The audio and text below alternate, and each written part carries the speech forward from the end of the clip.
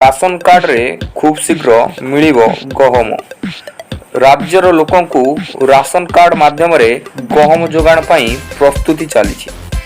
ଖାଦ୍ୟ ଯୋଗାଣ ଓ ଖାଉଟି କଲ୍ୟାଣ ମନ୍ତ୍ରୀ କୃଷ୍ଣଚନ୍ଦ୍ର ପାତ୍ର ବିଧାନସଭାରେ ଏହି ସୂଚନା ଦେଇଛନ୍ତି।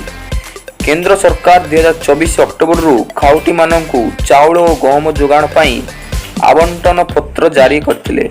ତେବେ ପରିବହନ ବ୍ୟବସ୍ଥା ସ୍ଥିରୀକୃତ ନ ହେବାରୁ ଗହମ ବଣ୍ଟନ ସ୍ଥଗିତ ରଖାଯାଇଥିଲା। ହିତାଧିକାରୀମାନଙ୍କୁ 100% ଚାଉଳ ଯୋଗାଣ କରାଯାଉଛି। କେନ୍ଦ୍ର ସରକାର 2025 ମାର୍ଚ୍ଚରୁ ଖାଉଟିମାନଙ୍କୁ ସମ୍ପୂର୍ଣ୍ଣ ଚାଉଳ ଯୋଗାଣ ପାଇଁ ଆବଣ୍ଟନ ପତ୍ର ଜାରି କରିଛନ୍ତି। ରାଜ୍ୟ ସରକାର ସମସ୍ତ ଜିଲ୍ଲାରେ ପରିବହନ ବ୍ୟବସ୍ଥା ସ୍ଥିରୀକୃତ ହେବା ପରେ କେନ୍ଦ୍ରକୁ ଅବଗତ କରିବେ। ଏହାପରେ ରାସନ କାର୍ଡ ମାଧ୍ୟମରେ ଗହମ ବଣ୍ଟନ ଆରମ୍ଭ ହେବ। ଲାଇକ୍, ସେୟାର, ସବସ୍କ୍ରାଇବ୍ ଆଉ ପାଖରେ ଥିବା ବେଲ୍ ଆଇକନ୍କୁ ଟିଙ୍ଗ ଟିଙ୍ଗ କରି ବାଡ଼େଇବା ପାଇଁ ଜମାରୁ ଭୁଲିବେନି।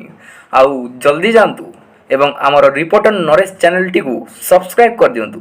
ଏବଂ ହଁ, ନିଜର ମତାମତ ଦେବାକୁ ଜମାରୁ ଭୁଲିବେନି। ଏହା ସମ୍ପୂର୍ଣ୍ଣ ଦେୟମୁକ୍ତ।